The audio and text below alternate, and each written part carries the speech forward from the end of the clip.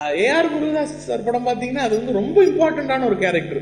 அதான் சொன்னேன், ஒரு செகண்ட் ஹீரோ அளவுக்கு ஒரு ரோல். ஸோ அதுக்கு நான் முருகதாஸ் சாருக்கு ரொம்ப நான் தேங்க் பண்ணணும். ஏன்னா நண்பன்னால தான் அந்த படம் கிடைச்சு.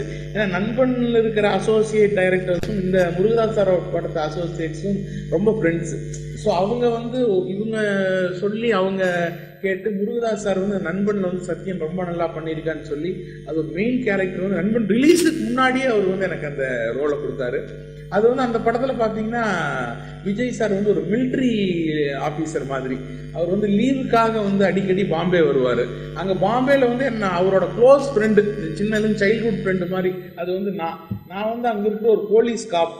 ஸோ அவர் வந்து எப்போவுமே லீவுக்கு வந்து எப்போ ஒரு 1 வீக் லீவ் கிடைச்சாலும் டக்குன்னு பாம்பே கிளம்பி வந்துடுவார், வந்து இருப்பார்.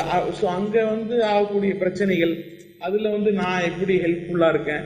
அவருக்கு வந்து என்னோட வேலையிலெல்லாம் தலையிட்டு நான் ப்ரொமோஷனுக்கு போகும்போது என்னை திருப்பி பழைய போஸ்ட்டுகளுக்கு விட்டு போயிடுவார். அதுதான் ஒரு கேரக்டர். எப்பப்பெல்லாம் லீவுக்கு வராரோ என்னோட வேலையில் மூக்க நுழைச்சி நான் நல்லா ப்ரொமோஷன் ஸ்டேஜுக்கு போகும்போது திருப்பி பழைய நிலைமைக்கு விட்டு அவர் ட்ரெயின் ஏறிடுவார். ஸோ அந்த மாதிரி ஒரு கேரக்டர். அதுவும் வந்து பார்த்தீங்கன்னா ஃபுல்லாக ஃபர்ஸ்ட்லேருந்து எண்டு வரைக்கும் வருது. நிறைய எமோஷன் சீன்ஸ் கூட இருக்குது. ரொம்ப ஃபென்டாஸ்டிக் கேரக்டர். அது படம் வந்தால் உங்களுக்கே தெரியும்.